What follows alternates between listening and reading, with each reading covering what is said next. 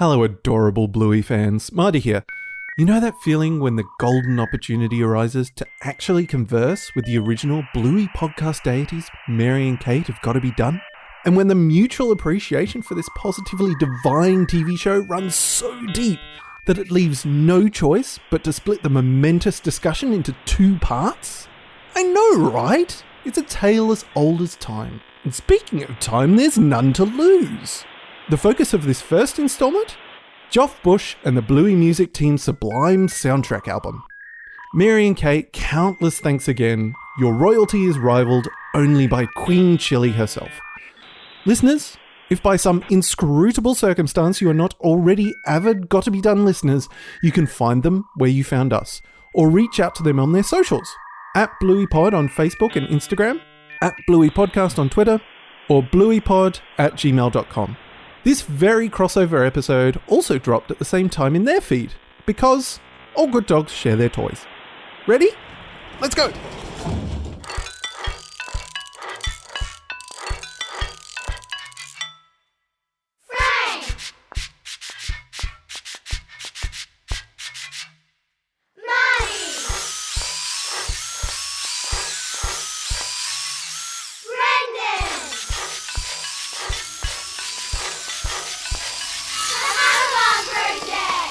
Well, we usually just go, Kate, Mary.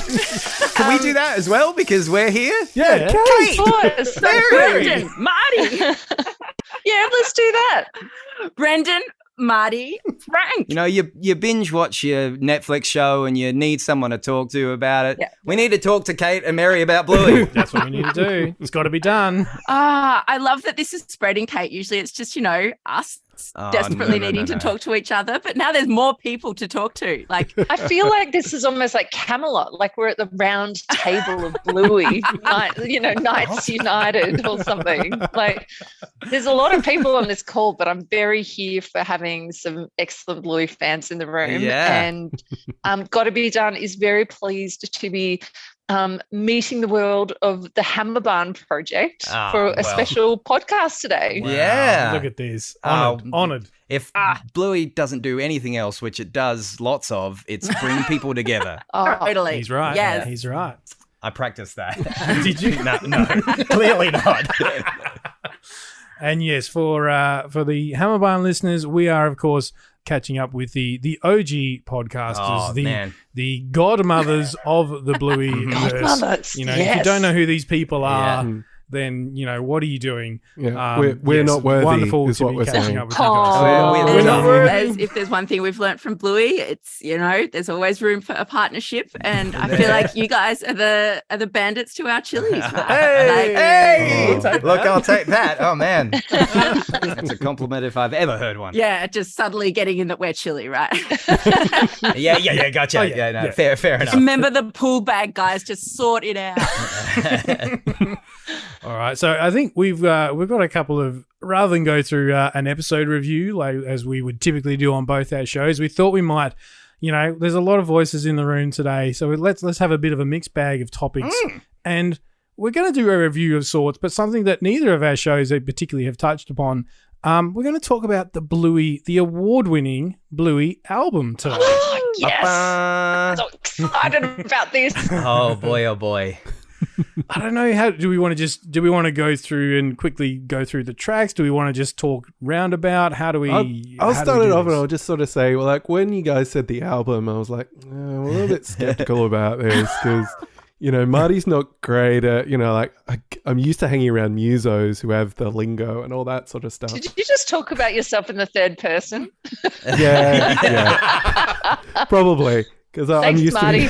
I'm a dad, and I'm just used to going, no, Daddy's going to do this sort of, Good, yeah. I'm very used to talking about myself in the third person. Yeah. I'm just not used to using the lingo and talking about stuff. And also, I think I still had, it's an interesting new, you had that great episode where you talked to Joe Brum the other day, guys. Oh, so good. Thank you so much for getting the answers off him about season 3, but just talking about like this is a new generation of kids and their like objects and their sort of experiences. And for me, it's kind of like, okay, this is the new Pt1 thing. You know, like this is the new thing that kids would be listening to and bopping along to. And so I think there was an element of that for me as well. Just going, yeah, I can watch this show and that's got a parental level to it, but am I really gonna like my father-in-law got out the Pt1 album and it does not stand out. I'm sorry, Peter. Really? You're not. I'm sorry. It is. I can't. Syntax error. Wow. I do not need to listen Newspaper to What's your Mama, milk no. bubble gum, man? Like, yeah. totally Yes. Wash out my It's mouth orange with orange juice. juice. Oh, whoops. No. Yeah. Okay, fair. Brush your teeth with Clean orange your teeth juice. with bubble gum? Anyway. No, clean your teeth with bubble gum. No, you're right. Yeah, you're that's right. it. You're right. Yeah. We still you know. sing Mr. Clickety Cane. I'm dubious. Fry an egg on a Yeah. slippery Surely dip. Newspaper but Mama all was that- a hit that survived the ages. All that said, like, you know, obviously I did my research. I listened, and now I've just been listening to it like in my own time because it really picks you out. It really takes it with you, and like, you got me on side. So if you're in the same boat as me and you're somebody who hasn't listened to Bluey album because you're kind of like, I can watch the show, but you're like, the music's great, but I need that linkage to the show. No, it stands on its own. So it's really nice. 100%. And it's funny you should say that, Marty, because I am in awe, Kate, of your dissections of all the music through your episodes, and it's awesome. And I feel like, oh, well, if anybody is listening to Hammer Barn Project and just goes, oh, I wish they'd talk about the music more, don't just go and listen to Gotta Be Done, do it, because like there's no need to say anything else. It's interesting because the way I listen, and I mean this as a compliment to the show, the way I watch the shows, I'm just so involved that I sometimes am guilty of not even noticing the complicated parts of the music because it's like it's so much a part of it. But listening to the album has given me the chance to listen to it like I listen to music, which is very dissectory. And Did you just make up a word? I believe I did. Excellent. But this is the kind of thing that, you know, listening to this album allows you to do. It gives you superpowers. Brendan, I couldn't agree with you more. I think what we get with the Bluey album that Geoff Bush has given us is it's a love letter to the music of the show, you know, because it's not just taking the music. To be honest, when they were like taking so long initially for Bluey, the album, I was like, what's the problem? Just lift the track. It's all there, guys. Copy and paste. I will take anything you can give me. But he's actually taken what's in the show and, you know, expanded on it. You know, I'm thinking of like the instrument parade and oh my God. Yeah, and even like the claw, how they've sort of framed it, and it really does take you on that journey. And I think the pinnacle for me is the Creek song, where they put lyrics to the instrumental song at the Creek.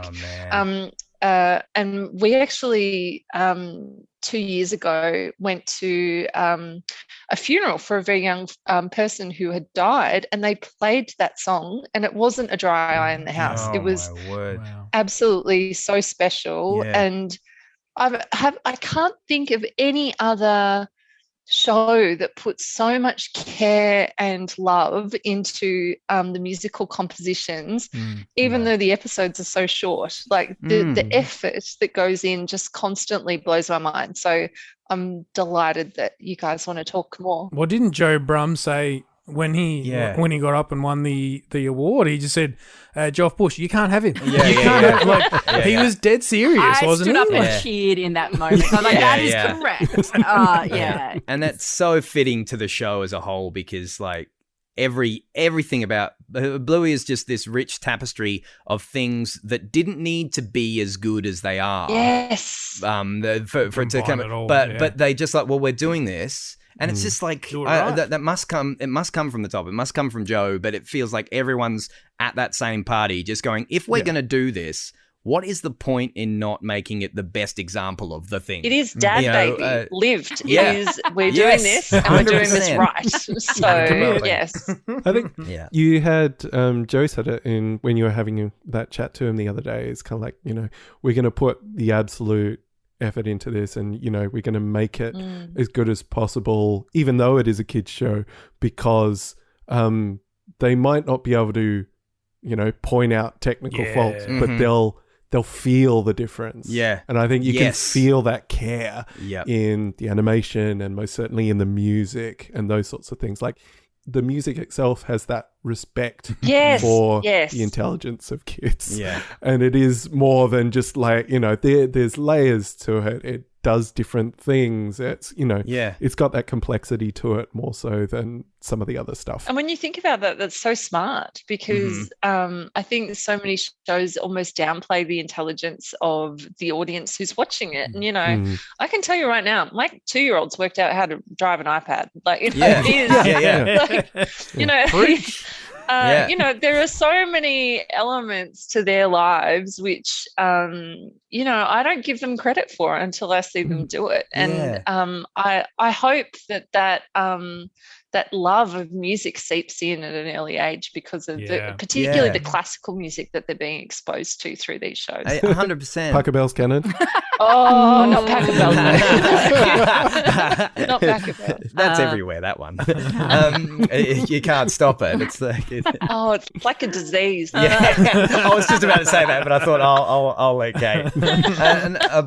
But I'm wondering where that started. Like this attitude of, you got to dumb it down for the lilies. Like, why? Has the person who made that a social norm never met a kid? Like, they're so ready to, and that's the best thing about, like, this is one of my favorite times to be a part of a big family, because all my brothers and sisters have kids, and so I'm 14. Is that right, Brendan? 14. At the time of recording, correct. Well done, Kate. Yeah. There's since been twins born. Yeah, always add an extra couple. They have +2. Wow! Those Irish Catholics. Congratulations. Thank you. They're 16 now. 16, and God willing, number 17 in like any day now. Oh. Yeah. Who's Listen, Kelly. Yeah. I didn't know that. That's awesome. She's like even we can't keep I think up. she's 30. I mean, in fairness, it's hard for him to keep track, let alone someone who's not actually related to them. 100%. But like they like living with because you guys like know, but I'll bears repeating that I live in my family home. I rent my family home with my sister and her hubby, and they have 3 little ones now, and Nora is a three-nager, as you might put it, Mary, and she's just she's just like the best person in my life. She's just amazing, and because I've always loved like tinkering, and I've got some musical instruments in the house, so I've been playing the songs from the album, and watching her learn about them. There is nothing more addictive than getting to see these things happen again. Because nobody wants to hear me go on about how awesome this song is again if you're an adult. But Nora's learning it for the first time and just being fascinated with all the it's just you do, like, it's not, I know it's a cliche that you get to see it through their eyes, but you do. That's it's a cliche for a reason. That's right. I'd love to pick up back to the album, and I'd love to pick up on sorry, that sounded more aggressive than it was meant to. Please get Brendan back on track. It's usually my job. No, the Hammerman project needs a Mary, I think. Well, Marty was saying about, it's the show that has all the nods and the winks to the parents, whereas, the music's just the music and that's for the kids.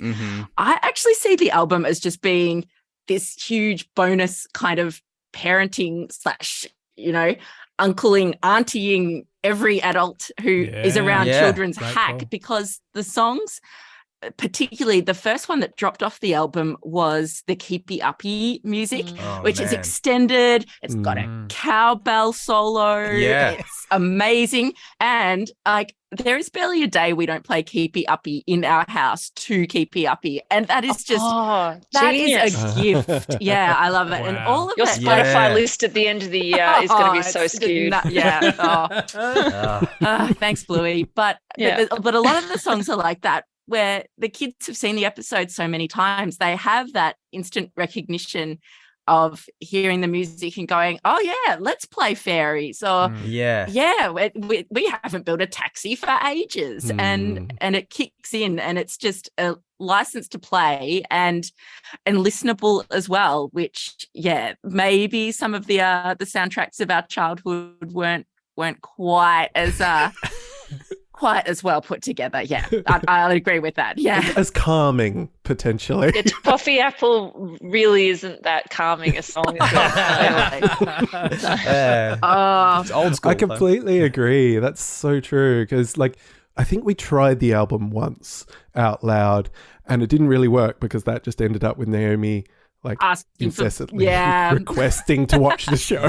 See, I use it the opposite way. It's like, if they've been watching the show too long, I'm like, turn off the TV but put the album on. It's a nice transition piece.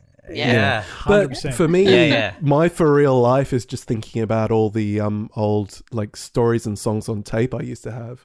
And maybe, guys, this is where my Jim Henson obsession came from. Because I remember it was like had to start somewhere. Sesame Street things and like, Bert and Ernie and all those sorts of things that I just had on tape, and you stick them in the cassette deck. So now I'm seeing, I can play it for Naomi now, and I think it was even maybe just today, and she's like, no, can we listen to the Bluey music? And it was just like, she was okay with just the music. Because it's got the little vocal things in it. You mentioned Keepy Uppy, and it's got the great line of like, it's Keepy Uppy. And the way, you're completely right. The way that it has just enough of the storytelling along with the music to make it this like meta object of like this, further expansive universe type thing that you can interact with in a different way. It changes, you're not sitting watching a TV to experience Bluey, or you can make it part of your life a little bit more.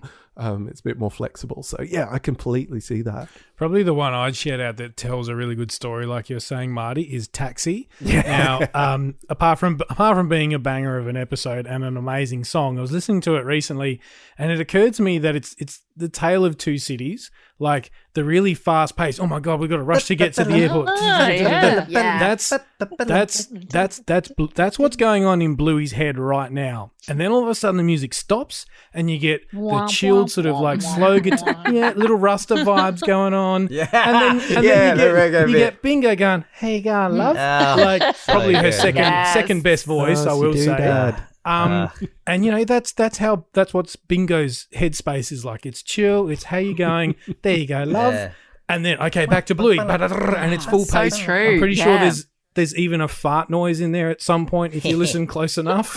Not in the American version. You're right. I don't know that for sure. So I just loved how the music not only works with the episode, but if you know the characters enough, you go, well, that's for real life for Bluey, really. Yeah. And we haven't spoken about the taxi episode on the Hammer One Project yet. But seeing as we're talking about it now, does anyone else, this is a pretty deep cut, but does anybody else get Ferris Bueller vibes from it? Ooh. Because there's this one scene in Ferris Bueller toward the end where he's running home. Yeah. And he's got to beat his mum and dad home. Yeah. And it's like and he's on when he's running on the street, and his dad is like behind him or something, or he runs past and he doesn't want his dad to, and it just sounds that it has that vibe, and that's what I thought. There is a lot of stuff from this album. I would have said it's just kind of emulates things you've heard before, but it's very much like the show in the fact that it's kind of things you've heard before, but different enough to make it unique. Yeah. Like, all the dad jokes are slightly different. I think the way I feel like that must be planned. The way that the music plays out. I think the one that I got from that one was like, what was it? Simpsons Hit and Run. Just like a video game about car driving. So you wonder what Geoff Bosch has been listening to. Going back to the top, the instrumental parade. Oh my question without notice. They call out the various instruments, saxophone, guitar, Who's playing what instrument?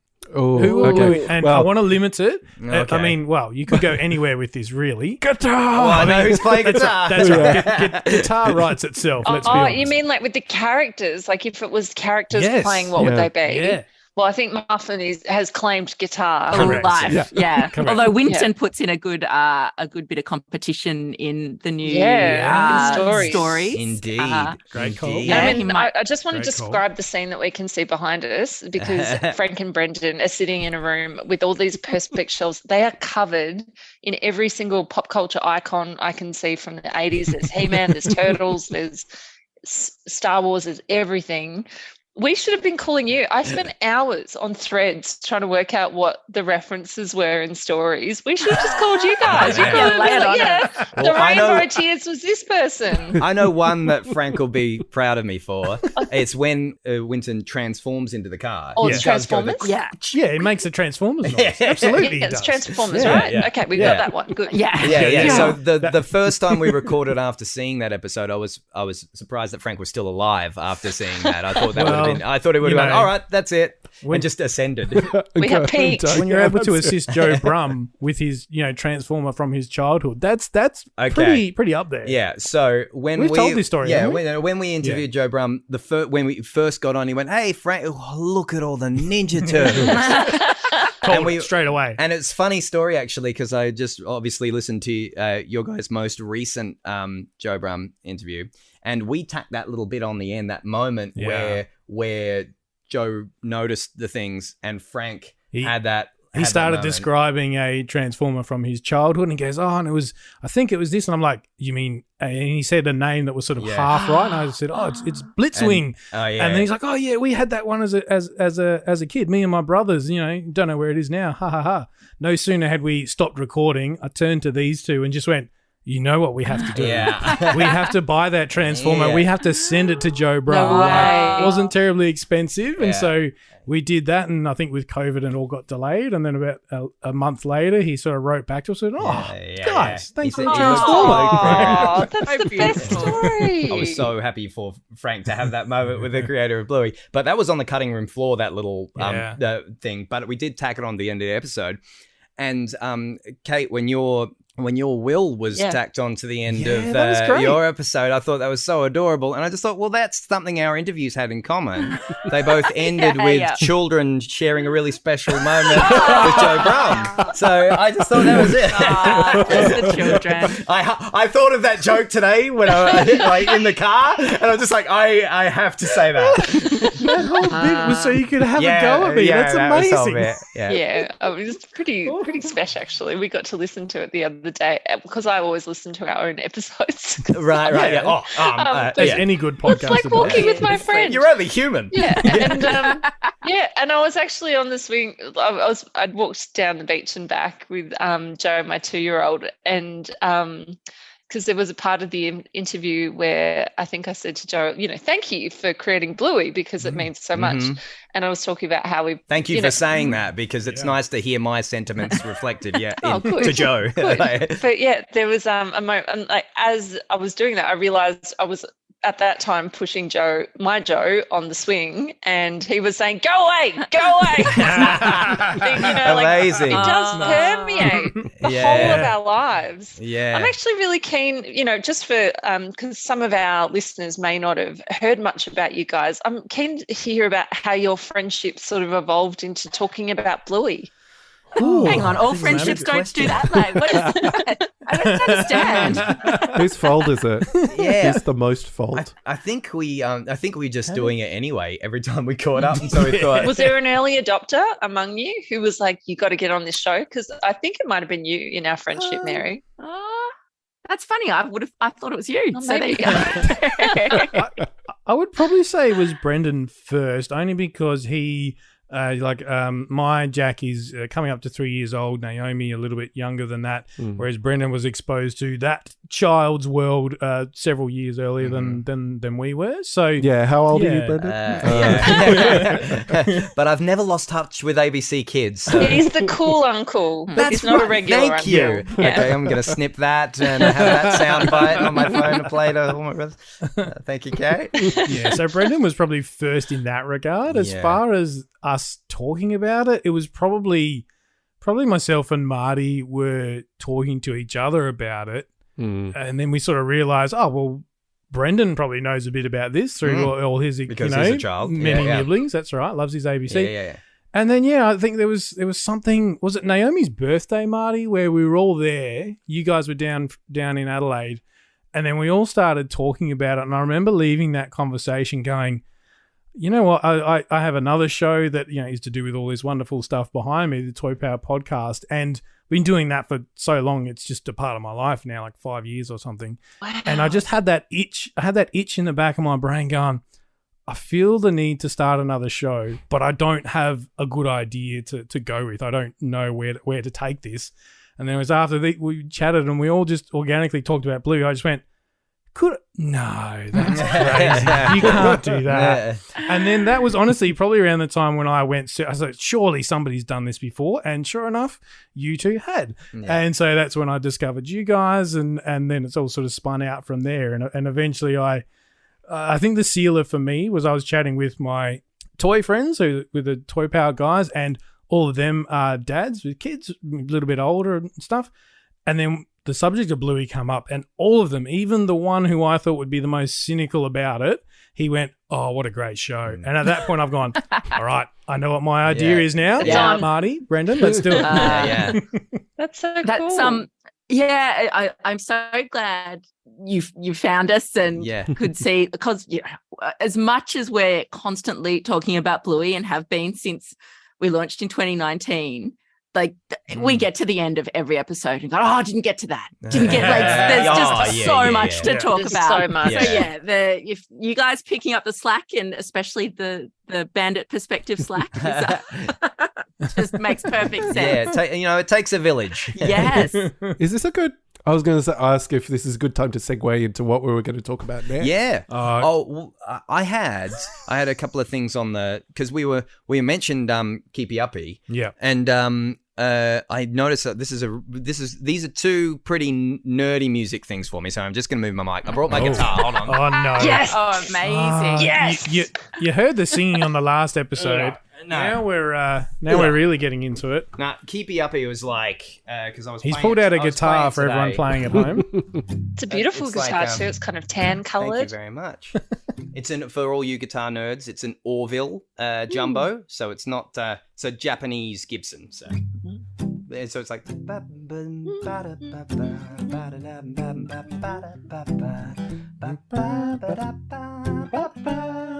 And then it goes to the bridge bit, and it's a and you might recognise the. And something I noticed interesting. I bring it up because I noticed that interesting that bridge bit is like, and it's the same as. You may say I'm but I'm not the only one. And so today I was going. What was I doing? This is so. It's a great mashup. I'm surprised no one's done it yet. Yeah. It's going to happen now. You may play Keepy Uppy. So good. But you're not the only pup. Hope someday you'll join us, and the world will keep you up. That's what I was thinking about today. Outstanding. Because we were talking about Keepy Uppy. And beautiful. also, just one final thing on the album, and this is really kind of nerdy, but the opening, or maybe it's just me who thinks this, but the what better thing to talk about than the first 5 seconds of the album? You've got the thing, but the baritone. I think it's a baritone sax coming in covering the bass, but it's just like, and it just goes to like that bit, and I just like, why would you? It's so brilliant. It's like.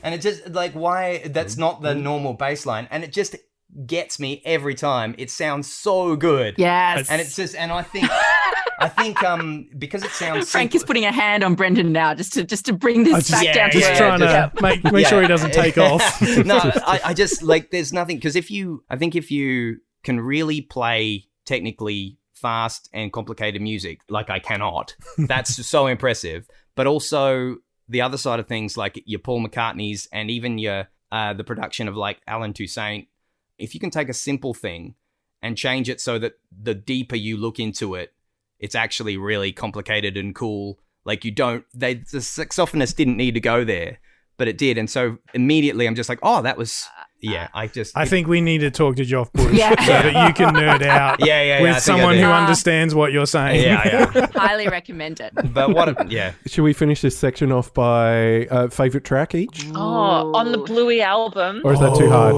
That's hard. Yeah, on the Bluey album. Can we not? Because I can't do it. It is a tough one, but I think it has to be I Know a Place, just because Yeah, sure. I think beautiful it song. was such a beautiful surprise as well on the album, because it's that reimagined theme with words. And I still remember just, having to play it several times when I first heard it, just because I was so taken with what they'd transformed it into. Yeah. I mean, apart from that, I think Dave Barber is just a legend, and the Weekend theme is so beautiful. Yeah. And I love that version of it where I assume it's Geoff on piano at the end. I'm not sure, but the just the alternating bass line, and it's just really stripped back and slowed down. It's just so it's so theatrical and beautiful. Even that little quote from Bingo, that just gets me in the heart every time. Like, goodbye, I'll miss you. I just a little heart. Yeah. So pure. I don't know if it's just the bit rate is better or something. There's just so much more character, like even than in the episode that I feel like I've experienced with that quote. Yeah. There's just so much more to the voice acting. So Yeah. that's amazing to listen to. And if you love that line from Bingo, and if you can't handle how emotionally awesome that is, then I urge you not to look up the story of Alex the Parrot. Oh. If that gets you too much and you feel like you can't, it's just going to push you over the edge, and you shouldn't look at anything similarly emotional. Okay. Don't look up Alex the Parrot. All right. Okay, all right. A little Easter egg for everyone. Mary, what's your favourite song from the album? I think you just stole my favourite too, Kate, which sorry. we know. I We're think in that is sync. testament to how often we are in furious agreement on Gotta Be Done.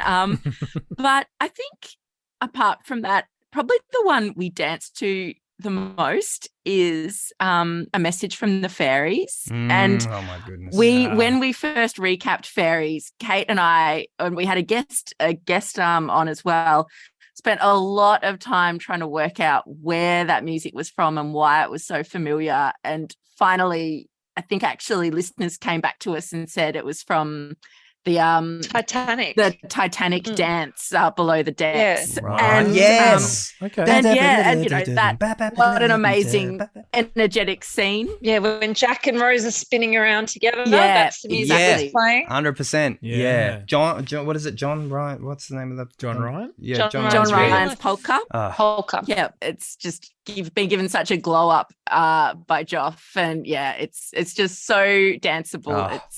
And you just can't help but picture little Bingo as well. So the instrumentation is so Celtic and traditional, and I think they might even have it. Like, I don't know how to pronounce it. I'm going to butcher this, but the boron, the Celtic drum that that would be used in that. It's got it all.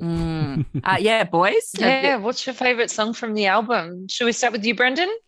I don't know if I could do it. I'm gotta be done. I am almost inclined to just say Instrument Parade, the long classic version of the theme, because or the B part of Grannies, because in both they are because Here Come the Grannies. There's the main theme, and then the B section where the muted trumpets come in.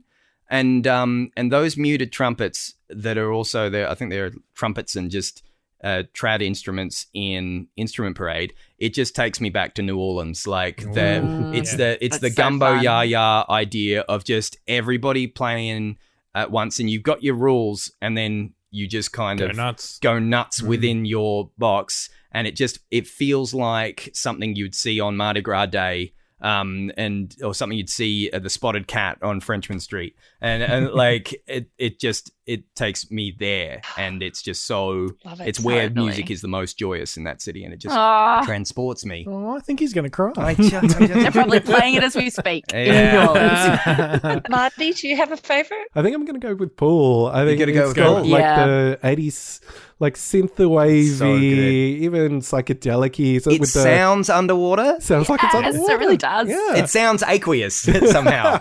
It sounds like a Super Mario water level. Yeah, Yeah, It's just exactly. good There it something is. like There it that. is. 100%. I knew that No, was. I like there's just some really interesting stuff going on in that one. Interesting instrumentation and just some of the melodies going on in that. I really enjoy it. I do also like what they've done to Paco Bell's canon and just You can how just that Yeah. go extends on. then. That's also got a very video gamey character to it. Yeah. So Oh, like that's definitely. good. That's going to Yeah. speak to me. And Yeah. How do yeah. they do that? How does he do it? and Chili and the storytelling in that. Do, do, do. yeah. He's in Anyway, Central Coast. okay, Frank, you're up last. Bring it home. Bring it home, Frankie. All right. I'm going to shout out. to on behalf of my son. He is discovering music through the medium of dance, and I believe I've shouted one of these out. Who Likes to Dance, featuring our very own Uncle Busker Brendan. That is very much he refers to it as Dancing Bluey, and that's our cue to just put that on. His dance move is the trademarked boogie woogie, where it's bum Oh, out, yeah. head down, and then alternate sort of like he's punching the ground. I've seen And it. It's a then- sight to behold. It's something special. Probably the other part of that is right at the end. I have a move where we say, all right, big finish, and we get down on one knee and we do the jazz hands. And then when there's the talking at the end, and he goes, oh, thanks, buddy. And then he, and runs off. Yeah. And that's what my son does. He Yeah. screams Classic. and runs in the Go other Jag. direction in perfect Amazing. time. It's so good. It's adorable. But his new one that he's only just discovered in the last week is Fruit Bat. Now, I've got to be honest, this is one of my favorites because to me, this is if John Farnham did a Bluey song, this would be it. It's got that real, are they going la la or are they going Yeah. na na? You don't care because your hands are in the air. You're just going na na na na na na na. The bass line is so good. It's just, Mm. and yeah, he's just, and yeah, it starts out really slow, and so it's got the really quiet bit, and he holds his hands on his chest, and Yeah. goes, "Ooh, ooh," like sways Yeah. side to side. Then the piano slide comes in, and he's just like jumping up and down on the Amazing. spot. It gets me going. Unfortunately, he loves to do it after we've had half our dinner, so Oh. indigestion is a real thing, jumping up and down at the wrong Yikes. times. But love it. Is it worth the cost? To see his face. Yeah. And then no sooner has it finished and he looks at you and gets a big smile and goes, again. Like, Oh, I love the enthusiasm. That's amazing. Again! I couldn't have said it better myself, Jack. Let's all do this again in part 2, coming soon to a Gotta Be Done or Hammerbarn Project podcast feed near you.